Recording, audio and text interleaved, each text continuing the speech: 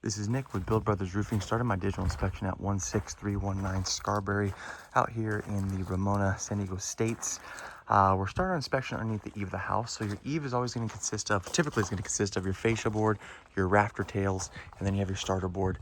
And the reason why we like to start underneath the eave is that it gives us an idea of what kind of wood damage we can expect on this property. It also shows us how well of a job the roof is doing as far as keeping water off the structure itself. This is the original roof that is on this home, original wood. So you can see a lot of it is just really old. Doesn't necessarily mean that it's all going to need to be replaced, but it gives us an idea about what the condition of the roof is. You can see that there is some areas where that wood is going to need to be replaced, but a lot of times we're not going to know until we tear the roof off and see what's underneath it. When you have old wood like this, a lot of times there could be termite damage on the top section that we just don't see, so we'll have to wait until we tear this roof off.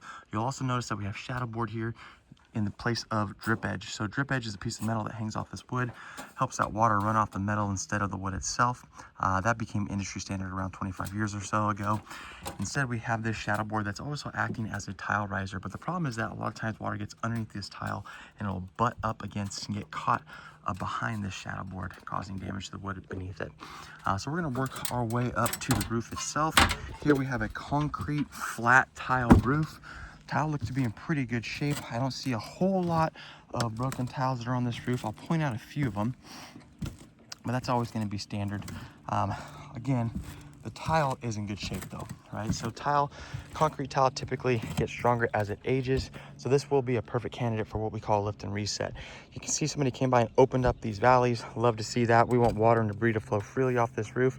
And a lot of times when these valleys get too tight together, that debris will get caught and end up allowing water to divert into areas of the roof that it is not supposed to, okay?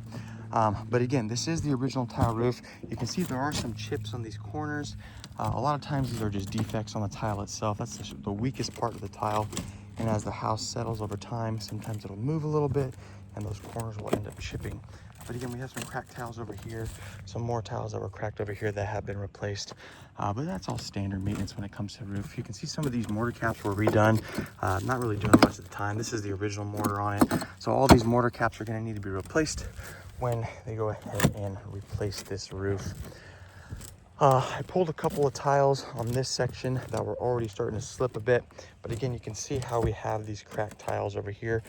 Not really affecting the waterproofing, although these cracks are going a little higher than I like. But these cracks in the corners, again, they're just standard. You can see them happening throughout. Doesn't mean that the tile is bad, but it is something to be aware of. This tile was slipped, so I pulled it down a little more. I want to show the homeowner what the condition of the underlayment is. So there's a common misconception on tile roofs that the tile is what's protecting the home, when in fact it is the paper, the underlayment, that's protecting the home, and the tile is protecting the underlayment. So I pulled this tile down, and what do you know? This underlayment is failing completely. This is the original decking underneath it. You can see how water's been getting underneath this portion, and especially this close to the valley, it gets underneath this valley metal and gets caught. Leaks this close to the valley are really dangerous. Water can sit over time and really cause some havoc underneath it. So again, this is the telltale sign that this roof has gone well past its life expectancy. Tile roofs like this with this type of underlayment are going to last 20-25 years. This roof is about close to 40 years old or so.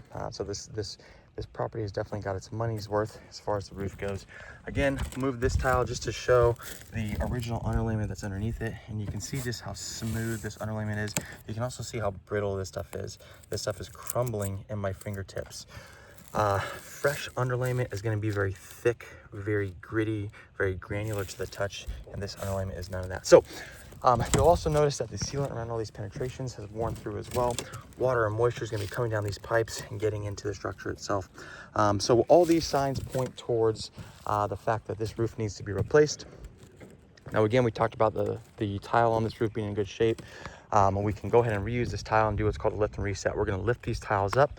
We're going to replace that current felt underlayment with a layer of titanium peel and stick underlayment that comes with a 50-year warranty from Owens Corning. And that's going to go along with our lifetime workmanship warranties. Any crew that gets on this roof is going to be one of our own in-house crews as well. Once we replace all that underlayment, we're going to be adding new drip edge along the entire perimeter to protect that wood, new tile riser to make sure that these tiles stay nice and level all the way throughout. we're gonna reflash and reseal all these penetrations, make sure these are all waterproof. And then the original tile that's on this roof will go right back on top. The homeowner does have the opportunity to replace this tile with a new tile if they would like. Although I am not going to recommend it. It's not something that is absolutely necessary. When this lift and reset is finished, this roof will be brand new, and this homeowner will have a roof that they won't have to deal with for the next 35 years or so. That's it for my inspection.